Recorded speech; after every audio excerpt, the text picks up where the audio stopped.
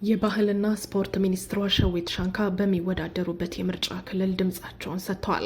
ወይዘሮ ሸዊት ሻንካ ከምርጫው በኋላ በሰጡት አስተያየት የዜጎች አካታች የምርጫ ተሳታፊነት በቀጣይ ለምንገነባት ዲሞክራሲያዊት ሀገር ወሳኝ መሰረት ነው ብለዋል። በጣም ብዙ ሚሊዮን ሕዝብ ወጥቶ ለመምረጥ የተዘጋጀበት ምርጫ ነው። ዛሬ ከሌሊት 11 ሰዓት ተኩል ጀምሮ ብዙ ሺህ ህዝብ ተሰልፎ በየምርጫ ጣቢያ ረጅም ሰልፎች ይታያሉ። ከሌሊት ጀምሮ ነው ሰው የወጣው።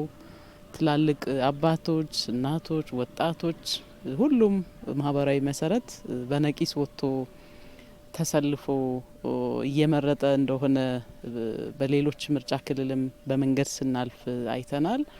አሁን እኔ በሚገኝበትም የቦሎሶ ሶሬ 2 ምርጫ ክልል የደንባ ዛምን የምርጫ ጣቢያ ላይ ነው አሁን የምንገኝበት። እዚህም በጣም ብዙ ሰው ነው እየመረጠ ያለው።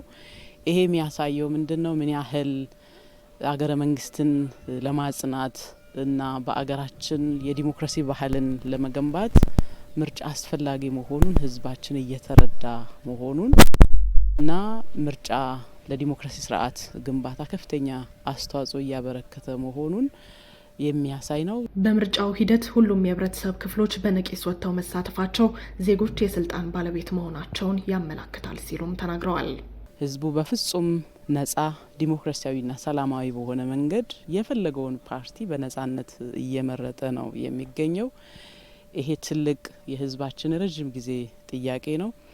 ዘላቂና አስተማማኝ የሆነ አገረ መንግስትንም ለመገንባት እጅግ የሚያግዝ ነው።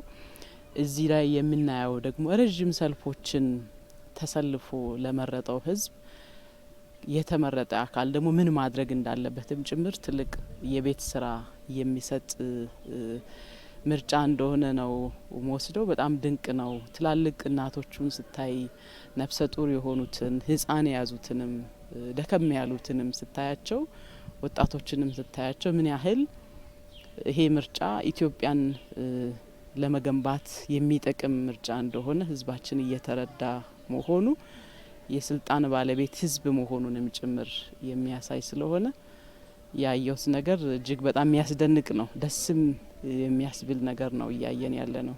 የወላይታ ዞን ዋና አስተዳዳሪ ረዳት ፕሮፌሰር ሳሙኤል ተሰማ በዚሁ የምርጫ ጣቢያ ድምጻቸውን የሰጡ ሲሆን ከዚህ በኋላ ኢትዮጵያ ውስጥ መንግስት መመስረት የሚቻለው በምርጫ ብቻ መሆኑን የተገነዘበ ዜጋ እየተፈጠረ መሆኑን በዛሬው ምርጫ ተመልክተናል ሲሉ ተናግረዋል።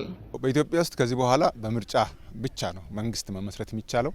ህገ መንግስታችንም ይሄን ይፈቅዳል። በኃይል በጉልበት ከዚህ በኋላ መንግስት መሆን አይቻልም። 5 ዓመት ጠብቆ ሰው ለ5 ዓመት ለቀጣይ 5 ዓመት የኢትዮጵያን ዕጣ ፈንታ የሚወስን ይሄ ምርጫ ማለት ነው። ይሄ ሂደቱ በጣም ሰላማዊ ነው። እስካሁን ድረስ ያለው የጸጥታ ሁኔታ፣ አካባቢው፣ ሰው ማንም በነጻነት ወጥቶ እየመረጠ ነው ያለው።